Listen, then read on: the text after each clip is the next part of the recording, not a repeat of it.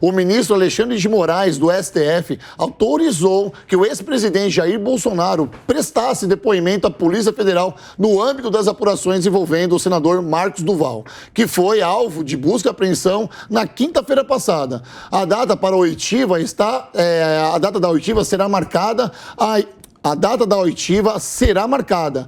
Este será o quarto depoimento de Bolsonaro à Polícia Federal somente neste ano. Nas outras 3 vezes, o ex-presidente foi esclarecer sobre os atos do 8 de janeiro, sobre as joias oferecidas pela Arábia Saudita e sobre o cartão falso de vacinação. Ou seja, ele está acostumado já nesse ano a sair dando um depoimento. Mas no texto fala que o ministro Alexandre de Moraes, do STF, autorizou que ele fosse escutado, né, que ele recebesse essa oitiva. Será que ele pediu para ser escutado? Porque se o ministro autorizou, partiu de quem pedir essa interrogação, entre aspas, do Jair Bolsonaro? Pois é, nós não temos segurança jurídica no país. Até um aluno de primeiro ano de direito, ou mesmo quem não é formado em direito, sabe que nós não temos segurança jurídica nesse país. Será que as partes tiveram acesso aos autos? Nós temos reclamações de deputados que estão sendo processados, que tiveram suas redes sociais extintas e não tiveram acesso até hoje aos autos. Isso, que me desculpe o Felipe, não é um país com segurança jurídica. Qualquer um que é investigado, ele tem direito constitucional de saber por que ele está sendo investigado, por que ele está sendo acusado, por que ele foi denunciado. E, infelizmente, isso no país, no Brasil, não está acontecendo. É com muita tristeza que eu falo que, lamentavelmente, nós estamos vivendo, sim, uma ditadura do poder judiciário. E as decisões, muitas delas que mandado de prisão, mandado de busca e apreensão, não poderia ser decretadas por uma pessoa. Teria que ser um colegiado. Isso, sim, traria mais segurança jurídica. Mas, infelizmente, não acontece no país.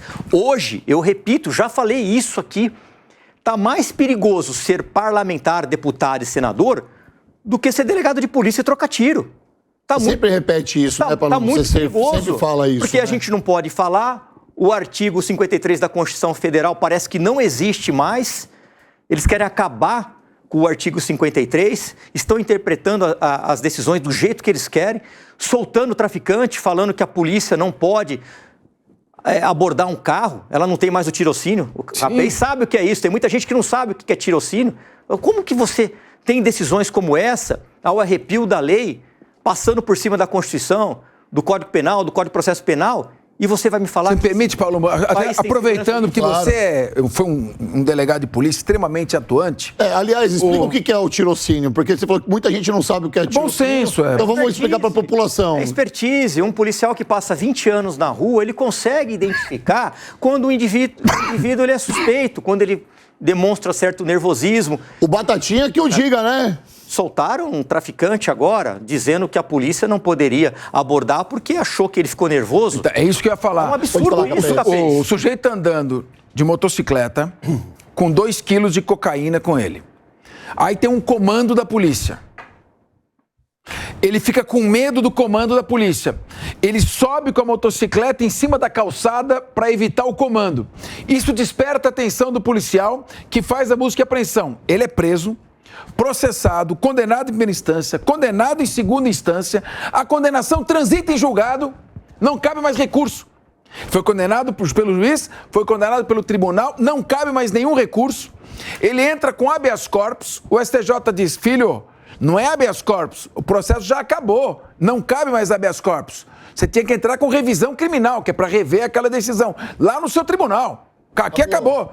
Mas, olhando bem, por que o policial fez aquela busca e apreensão? Ele desconfiou.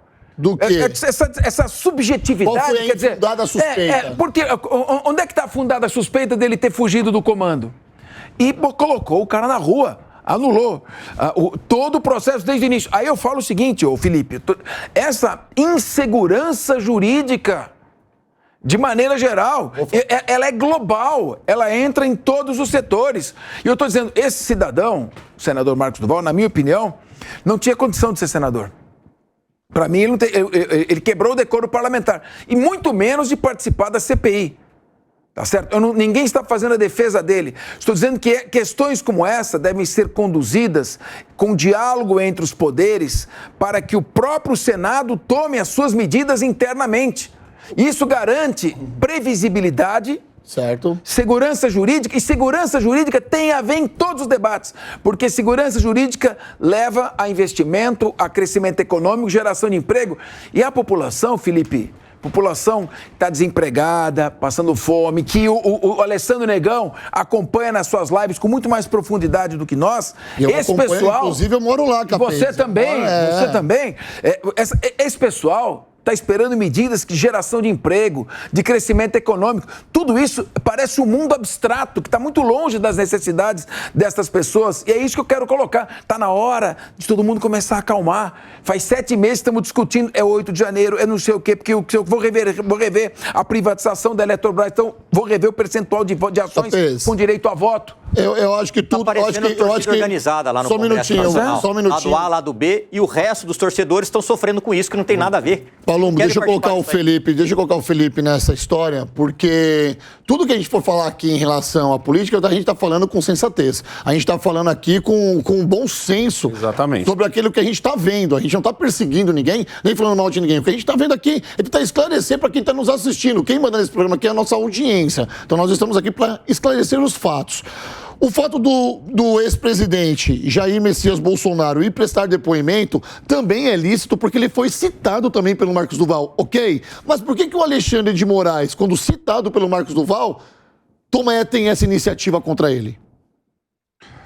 Bom, primeiro eu queria deixar claro o seguinte, eu concordo que o Brasil não é um modelo de segurança jurídica. Mas no caso do Marcos Duval, insegurança jurídica seria se o senador da República fosse a público, assumisse que estava planejando um golpe, coagido pelo ex-presidente Bolsonaro, para gravar o ministro do STF, o Poder Judiciário tomasse uma medida contra isso. Qual foi a frase dele? Eu tenho curiosidade minha. Qual foi a frase dele que ele está anunciando o golpe? Isso que eu não entendi. Não teve frase. Você disse... Ele falou. Então, eu queria ver qual é a transcrição para até comentar em cima disso. Vamos pegar. Por favor, se puder, a produção, eu queria saber. Porque ele disse, estou integrando o grupo que vai dar o golpe. O que ocorreu, no caso do Marcos Duval, não foi insegurança jurídica. O senador da República falou que ia gravar o ministro do STF para descredibilizar o ministro do STF e tirar ele da investigação contra o Bolsonaro. Mas quando que ele falou? Quando que ele falou isso? Foi em fevereiro. Por que a busca e apreensão foi decretada agora? Então, isso eu falei na primeira frase. Não, então é segurança jurídica. Será que não escolheram tem segurança jurídica? Desculpa, Capês. Você não me ouviu quando eu falei no começo aqui que o que me surpreende nesse ato do Moraes foi a demora. Não. É que essa fala é motivo. Essa fala do Marcos Duval é motivo para a instauração de um processo por quebra de decoro parlamentar no Senado Federal. Busca e apreensão em razão de uma frase. Busca e apreensão é para você investigar um crime, um determinado crime. Ou seja, ele assumiu o golpe. Não, ele disse que vai gravar o ministro. Isso é quebra de decoro parlamentar. Quebra de decoro parlamentar em relação... Não precisa de busca e apreensão. Para tirar o Lula. Bom, nesse caso, o fato já está provado, é só oferecer a denúncia. Gente, a gente está batendo numa tecla aqui que a gente tem que lembrar, tá? Já que a memória de todo mundo dessa mesa aqui tá em perfeita situação. Estou para ver o Capês do lado do Duval, hein? Graças a Deus, a memória de vocês está ok aqui, tá? Mas vamos lembrar... Como do lado Felipe, do Duval? Aí vamos cortar o microfone. Vamos lá. De novo, eu vou falar de novo. Ele está dizendo que eu estou defendendo o Marcos Duval. Só pode. Essa é a velha guarda dessa... Pelo contrário, ele não tá Gente, eu preciso falar, eu preciso terminar meu raciocínio aqui, porque se a memória de vocês está ok, a gente tem que lembrar que essa versão que o Felipe está sustentando dele ter falado isso, não se faz prevalecer. Por quê? Porque ele deu 4 versões diferentes. Qual é a versão original? O que de fato ele queria fazer com aquela gravação? Fala pra mim. Será que ele queria o golpe? Porque em momento algum, em nenhuma das 4 declarações que o Marco Duval deu, ele citou a palavra golpe. E isso é o nosso raciocínio. Em momento algum ele usou a palavra golpe. Em momento algum ele usou a palavra golpe. Em momento algum. Ele não usou a palavra golpe. Ele falou o seguinte: tirar o presidente Lula. Isso é o quê? Isso é golpe.